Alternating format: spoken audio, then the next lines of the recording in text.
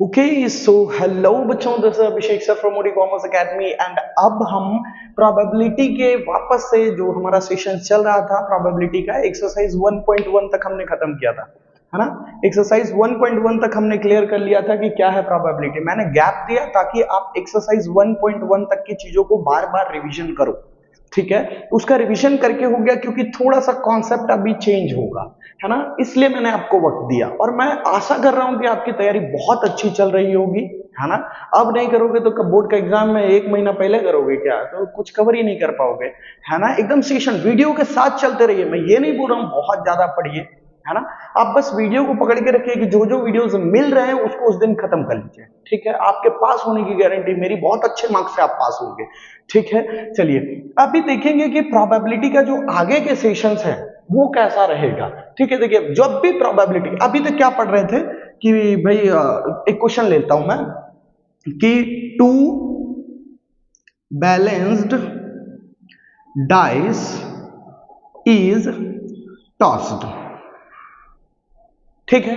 ऐसा आता था 2 बैलेंस डाइस इज टॉस्ड, ऐसा करके आया तो हम लिख देते थे कि u इज इक्वल टू भाई 2 अगर बैलेंस डाइस में टॉस करूंगा तो हेड हेड आने के चांसेस हैं, हेड टेल आने के चांसेस हैं, टेल हेड आने के चांसेस हैं, टेल टेल आने के चांसेस हैं, ठीक है। इस तरीके से लिख देते थे, आगे बढ़ जाते थे, है ना।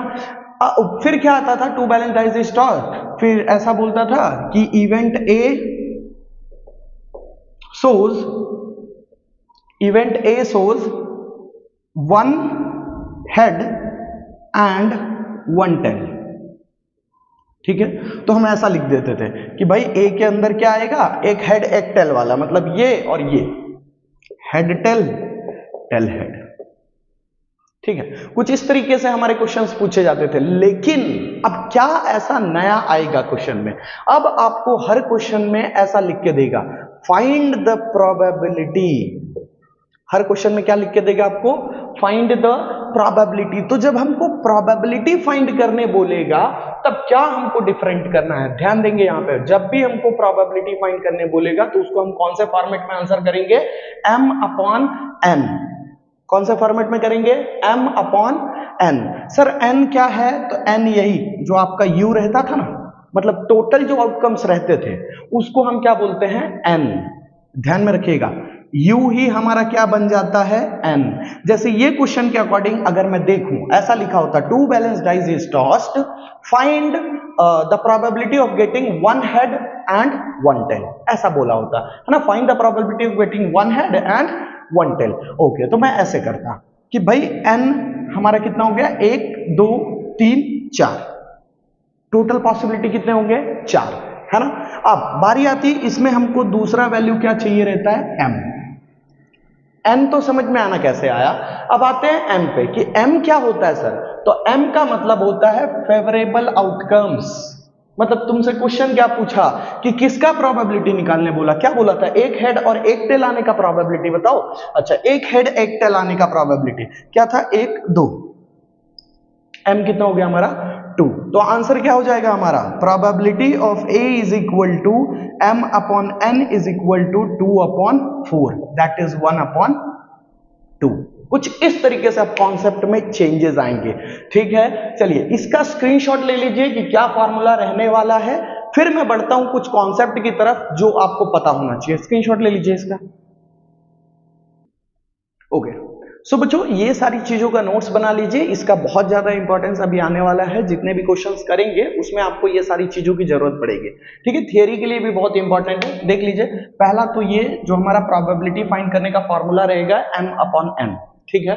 तो इसका नोट्स बनाते चलिए। और दूसरा चीज, जो भी हमारा प्रोबेबिलिटी का वैल्यू आएगा वो हमेशा 0 और 1 तक में ही रहेगा।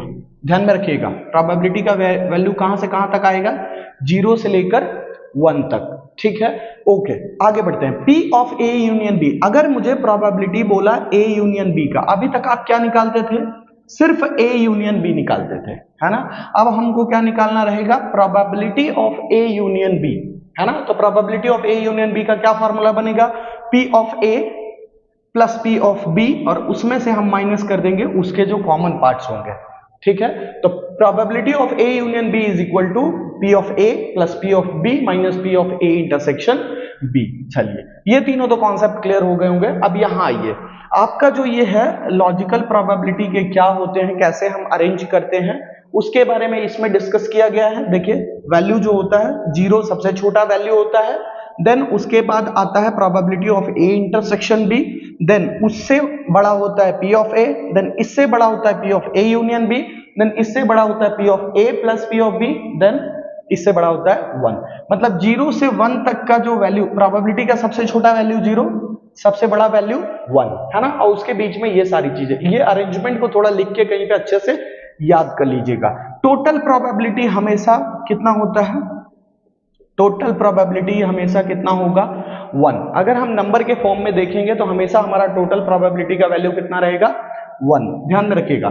तो अगर मुझे P ऑफ A कॉम्प्लीमेंट निकालना है, लेट सपोज करते हैं, अरे P ऑफ B कॉम्प्लीमेंट ले लेता हूं, P ऑफ B कॉम्प्लीमेंट निकालना है तो मैं कैसे निकालूंगा, 1 माइनस P ऑफ B, जो टोटल वैल्यू है उसमें से मुझे प्रोबेबिलिटी ऑफ B को हटा देना है ना। जैसे करते थे ना, B is equal to U minus B, तो उस टाइम तो टेंशन नहीं था, अब U क्या बन चुका है हमारा 1 है ना, U हमारा 1 बन गया। ये सारे चीजों का स्क्रीनशॉट लेके अच्छे से लिख लीजिएगा, ये सबका यूज अभी आपको देखने को मिलेगा, ठीक है। इसका अच्छे से स्क्रीनशॉट लेके लिखिए, आगे बढ़ रहे हैं।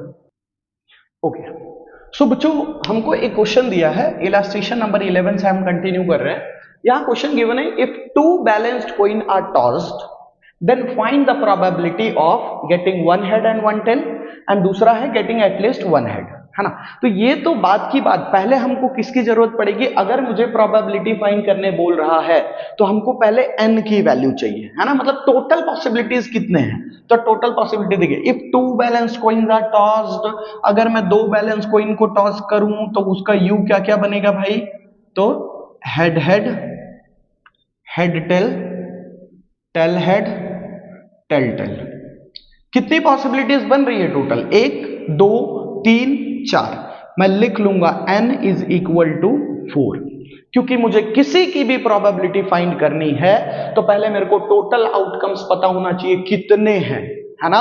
तो टोटल आउटकम्स मेरे पास कितने हैं, n इज इक्वल टू क्या है वैल्यू हमारे पास 4। आई होप यहां तक क्लियर है। अब आगे बढ़ते हैं। कंडीशन दिया गया कि फाइंड द प्रोबेबिलिटी ऑफ, किसका प्रोबेबिलिटी फाइंड करना है, getting 1 head and 1 tail. Okay, हम ऐसा करेंगे, देखिए ध्यान दीजिएगा बिल्कुल। मैं सपोज करता हूं गेटिंग 1 हेड एंड 1 टेल को मैंने इवेंट क्या लग दिया, A, ठीक है। तो A के अंदर क्या क्या वैल्यूज आएंगे भाई, एक हेड और एक टेल का बोला है ना, मतलब ये और ये, है ना, हेड टेल, टेल हेड, एक हेड और एक टेल आने का यही तो पॉसिबिलिटी है, 2 पॉसिबिलिटी हमारे पास। तो हम लिखेंगे m is equal to 2, possible outcomes यही है। ओके, अब हम यहां लिखेंगे P of A is equal to m upon n is equal to, m हमारा कितना है 2 और टोटल प्रोबेबिलिटी हमारी कितनी थी 4, ये बन जाएगा हमारा आंसर 1/2। आई होप ये लॉजिक क्लियर हुआ आपको, है ना। अब आगे बढ़ते हैं। यहां पे हमको कंडीशन दिया गेटिंग एटलीस्ट। अच्छा, एटलीस्ट का मतलब क्या होता है सर, एटलीस्ट का मतलब होता है कम से कम, है ना, कम से कम एक हेड हो, ऐसा कितना है ना, कितने चीज है देखते हैं। गेटिंग एटलीस्ट 1 हेड, ये भी है, ये भी है, ये भी है, कम से कम एक हेड तो तीनों में ही है ना। तो हम ऐसा लिखेंगे कि गेटिंग एटलीस्ट 1 हेड को मैं कंसिडर करता हूं इवेंट बी, ठीक है। बी के अंदर क्या क्या चीजें आ जाएंगी भाई, बी के अंदर आएंगी HH, HT, TH, मतलब हमारा m का वैल्यू हो गया 3। तो probability of B is equal to m upon n is equal to 3/4। देख लीजिए ध्यान से, सबसे पहला काम करने का n ढूंढने का, है ना, जो भी चीज हो रहा है उसका टोटल जितने भी पॉसिबल आउटकम्स है उसको लिख लेने का, ठीक है। फिर बाद में जो जो भी कंडीशन से बोलते जाएगा उस कंडीशन से हम करते जाएंगे, ठीक है। स्क्रीनशॉट ले लीजिए इलस्ट्रेशन नंबर 11 का, हम बढ़ेंगे 12 की तरफ। ओके, सो बच्चों इलस्ट्रेशन नंबर 12 की तरफ देखेंगे। क्वेश्चन क्या दिया गया है, 2 balance dies are thrown simultaneously, है ना, 2 बैलेंस डाइज में एक साथ फेंक रहा हूं फाइंड द प्रोबेबिलिटी। अच्छा प्रोबेबिलिटी आ गया, प्रोबेबिलिटी आ गया तो मतलब मुझे n की वैल्यू तो पहले चाहिए, है ना। पहले मुझे किसकी वैल्यू चाहिए, n की, है ना। तो पहले मैं यहाँ पे डिस्कस कर लेता हूं आपको। अगर मैं 2 बैलेंस डाइस को थ्रो करूंगा तो उसका u क्या बनेगा, मतलब टोटल पॉसिबिलिटी क्या बनेगा, मैं यहाँ पे आपको बताता हूं। 1 1 1 2 इस तरीके से नंबर बनेगा, 1 3 1 4 1 5 1 6, बराबर चले। इसको कहीं रफ में आप लिख लेंगे तो ज्यादा बेटर रहेगा, क्योंकि जितने भी पॉसिबिलिटीज पूछते हैं, है ना, पॉसिबिलिटीज में आपको उसका जरूरत पड़ता है। ठीक है, मैं वीडियो पॉज करके ये पूरा लिख लेता हूं जितने भी पॉसिबिलिटीज हैं, फिर मैं आगे बढ़ता हूं। ओके, सो बच्चों अगर राइट साइड में हम ध्यान देंगे तो यही है हमारे पास टोटल पॉसिबल आउटकम्स, जो कि अगर मैं 2 बैलेंस डाइस को थ्रो करूं, ठीक है, तो यहां पे अगर मैं उसको काउंट करूंगा तो टोटल हमारे पास टोटल पॉसिबल आउटकम्स कितने हैं, 36। आई होप कि समझ में आ रहा है, क्योंकि मुझे प्रोबेबिलिटी फाइंड करना है तो प्रोबेबिलिटी में मुझे n की वैल्यू चाहिए रहती है। ठीक है, तो इसको पूरा काउंट करेंगे तो मेरे पास टोटल पॉसिबिलिटी कितने हैं, 36। ओके, आगे बढ़ते हैं। सम ऑफ नंबर पूछा है, बोला है कि फाइंड द प्रोबेबिलिटी ऑफ, किसका प्रोबेबिलिटी, तो sum of number on both the dice is 7। मुझे उसका प्रोबेबिलिटी बताओ जिसको मेरे को टोटल करने पे कितना आना चाहिए, 7 आना चाहिए, है ना। देखो ना, sum of number on both the dice is 7। Let suppose करते हैं कि इसको मैंने कंसीडर कर लिया इवेंट ए, है ना, इवेंट ए। तो ए के अंदर क्या क्या वैल्यूज आएंगे सर, ए के अंदर 7 होना चाहिए ना, तो 1 6 वाला, देन 2 5 3 4 4 3 5 2 6 1, है ना। ये मेरे पॉसिबल आउटकम्स हैं, जिसमें कि क्या है भाई, जोड़ने पे क्या वैल्यू आ रहा है, 7। ठीक है, इसमें से मैंने उठा लिया। ओके, तो m का वैल्यू कितना हो गया, 1 2 3 4 5 6, m इज इक्वल टू हो गया हमारा 6। अब हम यहां पे वैल्यू लिखेंगे, p of a is equal to m upon n is equal to 6 upon n का वैल्यू कितना था, 36। दैट इज हमारा आंसर हो जाएगा 1 अपॉन 6। आई होप कि ये चीजें आपको समझ में आ रही है। ओके, आगे बढ़ेंगे। Sum of numbers on both the dice is more than 10। Let suppose करते हैं कि इसको मैंने कंसीडर किया इवेंट बी, कि भाई जितने भी सम करने पे जिनका टोटल मोर देन 10 आ रहा है, उसको मैंने क्या कंसीडर किया, बी।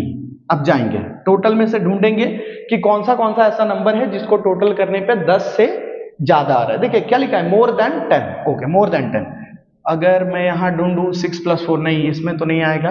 6 5, ये देखिए, ये 3 ऐसे नंबर हैं जिसको आप जोड़ोगे तो मोर देन 10 आएगा। लिख लेता हूं, 5 6 6 5 6 6, ये 3 ही पॉसिबिलिटी है मेरे पास, है ना। फेवरेबल आउटकम्स यही है, तो हम लिखेंगे m इज इक्वल टू 3। अब हम यहां मेंशन करेंगे p of b is equal to m upon n is equal to 3 upon 36। Then आप जो भी है कटपिट करने वाला कॉन्सेप्ट कर लीजिएगा, 1/2 वाला आंसर आएगा, है ना। आगे बढ़ते हैं। थर्ड वाला कॉन्सेप्ट क्या बोला, sum of number on both the dice is at the most.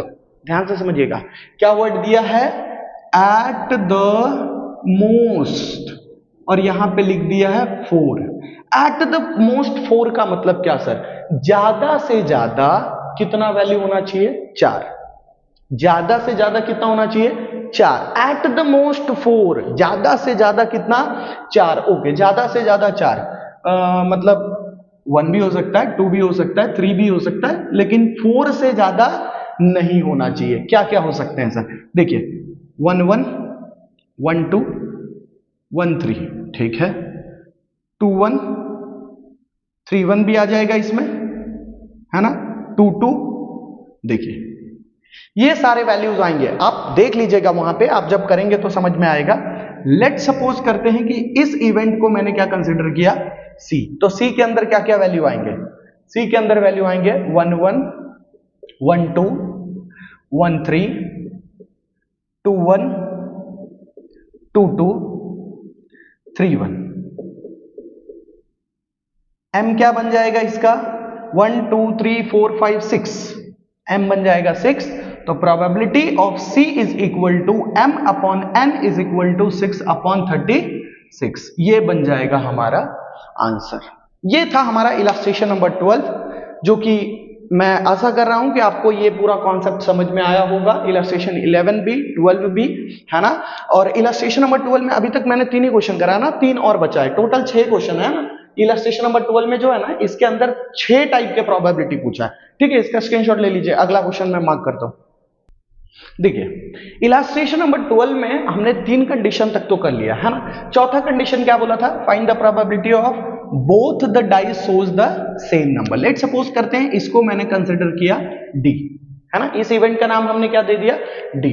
तो डी के अंदर क्या क्या चीजें आएंगी भाई? Both the dice shows same number. क्या क्या हो जाएगा? 1 1 2 2 3 3 4 4 5 5 6 6 सेम नंबर वाले हैं।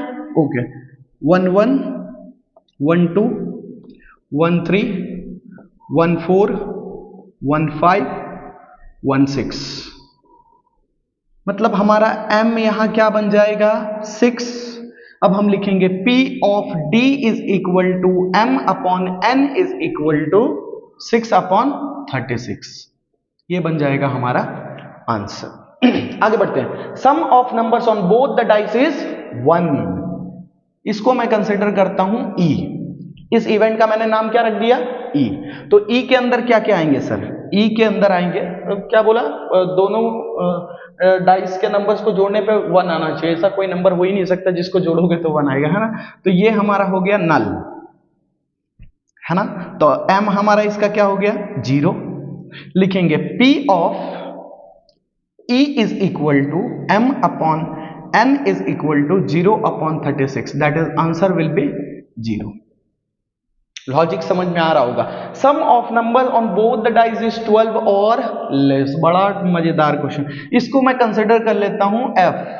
अरे आप A1 A2 A3 जो कंसिडर करना चाहो बस आप उसको मेंशन कर देना कि भाई मैंने इसको कंसिडर किया है। जो भी कंसिडर किया उसका प्रोबेबिलिटी निकाल देना आप। जैसे मैंने इसको कंसिडर किया E, तो E का प्रोबेबिलिटी लिखा मैंने। इसको कंसिडर किया मैंने F, तो F का प्रोबेबिलिटी निकालूंगा। अब देखो क्या लिखा? Sum of number on both the dice, मतलब दोनों नंबर के डाइस को जोड़ने पे हमारा कितना आना चाहिए आंसर? 12 या 12 से कम। तब तो सारे हो गए ना। 12 या 12 से कम जोड़ो ना सबको। 12 या 12 से कम ही वाले नंबर है। तो मतलब हमारा m कितना हो गया इस कंडीशन में? m हो गया हमारा 36। लिखेंगे P of F is equal to m upon n is equal to 36 upon 36। Answer क्या हो जाएगा हमारा? 1। ठीक है, स्क्रीनशॉट ले लीजिए इलस्ट्रेशन नंबर 12 का।